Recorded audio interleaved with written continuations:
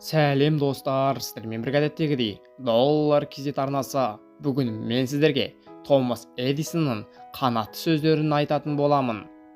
Томас Альва Эдисон америкалық өнертапқыш және кәсіпкер, фонографты алғашқылардың бірі болып жасады. Сонымен қатар телеграф, телефон, киноаппаратураларды жетілдірді. Электр қыздыру шамының алғашқы коммерциялық нұсқаларының бірін әзірлеген. Ендеше Томас Эдисонның шабыттандыратын сөздері арқылы сіз де өзіңізге жаңа серпін алыңыз. Сіз бен біз телефонмен сөйлескенде пайдаланатын алғы сөзін ойлап тапқанда осы Томас Эдисон болатын. Мен ешқашан жеңілген емеспін, тек жүзеге аспайтын 10 мың тәсілді байқап көрдім. Біздің ең басты қателігіміз нәтижесін көрмей жатып тез беріле салуымызда.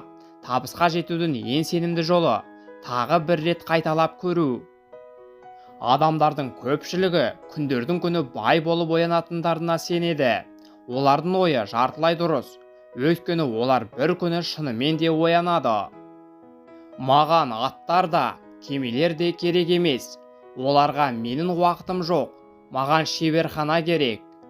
Өркениеттің ең басты міндеті адамды дұрыс ойлауға үйрету. Біз барлығын қолымыздан келгенше соңына дейін істесек, нәтижесіне өзіміз таң қалар едік. Данышпандылықтың құпиясы қарапайым еңбек, табандылық және парасаттылық. Әрекеттегі әрбір сәтсіздік бұл алға басқан тағы бір қадам. Сіз неліктен электр шамын жасағаныңызды білесіз бе? Жоқ, бірақ бір білерім, үкімет бұл үшін адамдардан қалай ақша алуды жақында ойлап табатын болады.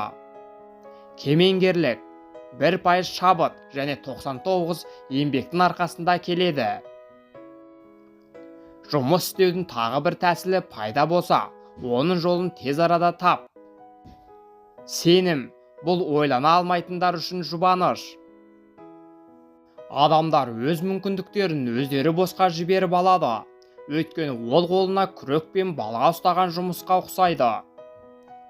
Мазасыздық пен қанағаттанбаушылық дамудың алғашқы шарты. Менде демалыс және жұмыс күні болған жоқ. Өйткені мен жұмыс істеп жүріп рахаттандым. Мен 33 жыл өнертапқыш кәсіпкер болып қызмет еттім.